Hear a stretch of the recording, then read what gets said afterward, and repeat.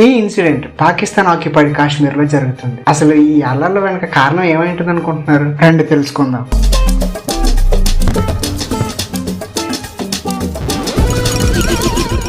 పిఓకేలో ఈ అల్లర్లు జరగడానికి ప్రధాన కారణం ఆ ప్రాంతంలో వాళ్ళ దశాబ్దాలుగా అన్యాయానికి గురవుతున్నారు. వారికి రాజకీయంగా, ఆర్థికంగా, సామాజికంగా అన్యాయం జరుగుతుందని ఈ ప్రొటెస్ట్లు స్టార్ట్ చేశారు. ఈ సమస్యకి ప్రధాన కారణం ఆర్థిక సమస్యలు. ఆ ప్లేస్ లో కరెంట్ ఛార్జెస్ పెరిగిపోవడం, నిత్యావసర వస్తువులు వీటిని తట్టుకోలేక అక్కడి ప్రజలంతా ఈ ప్రొటెస్ట్ స్టార్ట్ చేశారు. దీంతో పాటు రాజకీయంగా కూడా ఆ ప్లేస్ వారికి ఇంపార్టెన్స్ ఇవ్వట్లేదని బాగా ఫీల్ అయ్యారు. వారికి పాకిస్తాన్ పార్లమెంట్ లో తగినన్ని సీట్లు లేకపోవడం, అలాగే మంగ్లా డ్యామ్ నుంచి ఉత్పత్తి అవుతున్న కరెంట్ ని ఇస్లామాబాద్ బాగా యూజ్ చేసుకుంటుందని, ఆ ప్రాంతం వాళ్ళకి ఎక్కువ ఛార్జ్ చేస్తున్నారని వీళ్ళు ఫీల్ అయ్యారు. ఈ కారణాలతో ఇన్ని సంవత్సరాలుగా రగులుతున్న కోపాన్ని ఒక్కసారి పాకిస్తాన్ ప్రభుత్వంపై చూపించారు. ఈ ప్రొటెస్ట్ కి joint Awami action committee lead తీసుకుంది. వీళ్ళు 38 పాయింట్స్ తో డిమాండ్ చేస్తున్నారు పాకిస్తాన్ గవర్నమెంట్.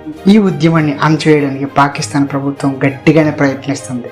అక్కడ సైన్యం కామన్ పీపుల్ పై, నిరసనకారులపై విరుచుకుపడుతుంది. దీంతో ఇప్పటి వరకు 10 మంది వరకు చనిపోయారు. ఈ సిచ్యువేషన్లన్నీ చూస్తుంటే యుద్ధం చెయ్యకుండానే పిఓకే ఇండియాలో కలిసిపోయేలా ఉంది. మీరేమంటారు?